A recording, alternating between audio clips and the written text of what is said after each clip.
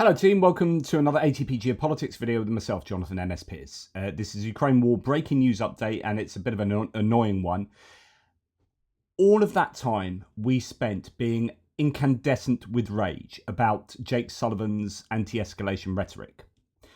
All of that energy we put into complaining about the restrictions put on Ukraine being able to fire missiles deep into Russian territory, those ATACMS, the Storm Shadows, the Scalps, that the US was stopping from being fired deep into Russia. Remember that anger, right?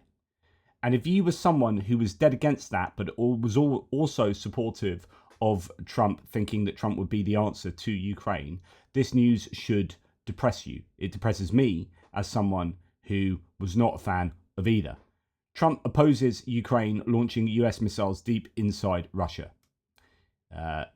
The quote that you're seeing at the moment is, "I am against strikes on Russia with American long-range missiles. It only escalates the situation." US President-elect Donald Trump said he very vehemently disagrees with Ukraine using US-made missiles to strike targets hundreds of miles inside Russia. The Time magazine reported on December the 12th. Members of Trump's inner circle previously criticized the outgoing Biden administration's decision to ease restrictions on long-range strikes, though this is the first time the president-elect has spoken against it publicly himself. Quote, "I disagree very vehemently with sending missiles hundreds of miles into Russia. Why are we doing that?" Trump told Time as the magazine named himself Person of the Year. "We're just escalating this war and making it worse." That is directly out of Jake Sullivan's playbook. If you were anyone that was annoyed with Jake Sullivan, you should be annoyed with Trump. And if you are making special pleading exceptions for Trump, then your cult support of that man knows no bounds. This man is going to take control of the US on 20th of January, and everything we are hearing from him suggests that he will be trying to do things to harm Ukraine. Everything we're hearing from him. The US president-elect has criticized the level of support the Biden administration provided to Ukraine. So if you think that Biden didn't do enough, Trump thinks he did too much. And signaled Kyiv should brace for reduced assistance once he takes office in January. While he boasted many times during his campaign that he would end the war within 24 hours, Trump admitted to Time that Russia's invasion is even more complex than the situation in the Middle East. Oh, who knew it's more complicated than you previously thought, having put in precisely no effort to investigate and understand the conflict. Quote, "The numbers of dead soldiers lying on fields all over the place are staggering. It's crazy what's taken place." When asked whether he would cut aid to Ukraine, Trump said instead he would use the US aid to leverage to push the Kremlin to the negotiating table. He'd already told Kristen Welker that he would possibly, probably, sure reduce aid to Ukraine. In that order. In other words, he is going to reduce aid to Ukraine, which means that that leverage has been taken away by himself. "I want to reach an agreement, and the only way you're going to reach an agreement is not to abandon." Well, that's something. Trump met Zelensky in Paris on the 7th to discuss the ongoing war. Reuters wrote that while the two did not discuss any specifics of a concrete peace plan, Trump called on an immediate ceasefire, while Zelensky stressed the need for security guarantees. Following his meeting with Zelensky, Trump said the Ukrainian leader is ready to, quote, "make a deal to stop the madness," and that Putin should do the same after incurring staggering losses in Ukraine. "Too many lives are being so needlessly wasted, too many families destroyed, and if it keeps going, it can turn into something much bigger and far worse," Trump wrote on Truth Social on the 8th. Of course, Zelensky came out and kind of put a dampener on that rhetoric by saying, actually, what we need is X, Y, and Z. That he wasn't going to make a deal, willy-nilly, just to stop the madness, as Trump would have it. This is really bad news for Ukraine. I can't, I'm not a fan of Trump. I don't like him as a human being. I think he's morally bankrupt. I think he's a horrible individual, and I think his politics is bankrupt. I think that he is only in it for self-aggrandizement and for sorting out those who are similar to him, tax cuts for the rich. So what he did last time, he's extending them, and he's making them even deeper this time. It cost the Treasury $4 trillion last time. It's going to cost even more this time. He's put in an unelected oligarch, two of them, in fact, in Ramaswamy and Elon Musk, to to make swinging cuts of $2 trillion, whilst also perpetuating the losses of $4 trillion to the budget.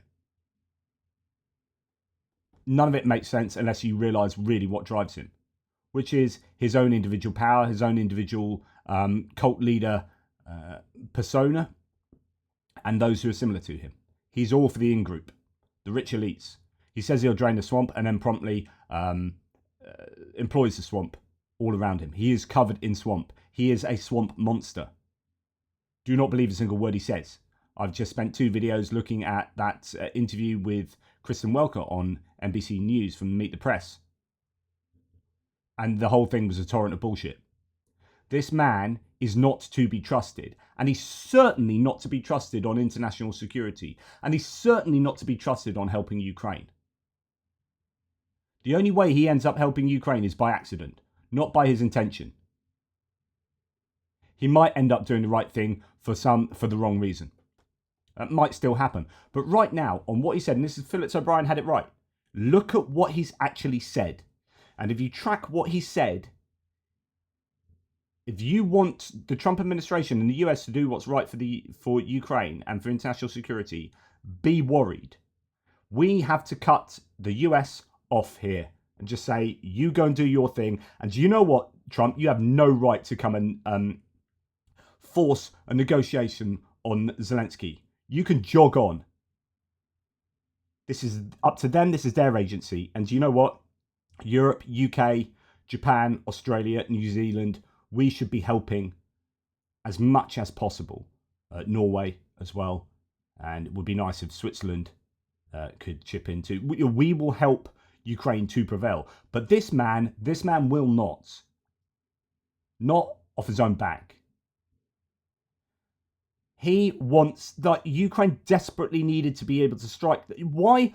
Right, he's worried about the death of civilians, right? Supposedly. What has been causing the death of civilians? Guided glide bombs. What's happened to guided glide bombs since the Biden administration lifted restrictions on deep strikes into Russia? They've dropped off the cliff. Massively decreased. You can join the dots there. It's pretty obvious. Lifting restrictions has helped save lives. Trump is a despicable human being. You can try and paint him to be a wonderful human. He's not. Nothing he's ever said shows that he's remotely a nice person. He's got no empathy. He's got no moral fibre. But you know what? If he's going to get rid of all the immigrants, then I'll vote for him. Oh, okay. But you know what? If inflation... Well, actually, Biden did a better job of inflation than I think Trump ever would have done. And Trump is introducing inflationary measures. So don't try that one on me. If you love Trump because he's basically a bit of a nasty piece of work, and sometimes people like nasty pieces of work that sound strong, sound like they're going to be horrible to the people I don't like.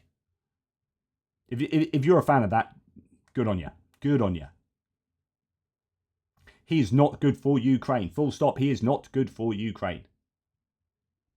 I hope to be proven wrong. I hope he accidentally is good for Ukraine. That's all I've got left to cling on to, because every piece of rhetoric, every word that comes out of his mouth concerning Ukraine is not good for Ukraine and is good for his mate. Remember, he called Putin Vladimir in his Truth Social, and he calls Zelensky Zelensky. He calls one by the first name and one by the second name. Straight away after his interview with Kristen Welker, he then slags off Bidenomics as just sending money to Ukraine needlessly, and that going corruptly to Zelensky and then back to Hunter Biden. That's what Trump thinks about aid to Ukraine. It's despicable.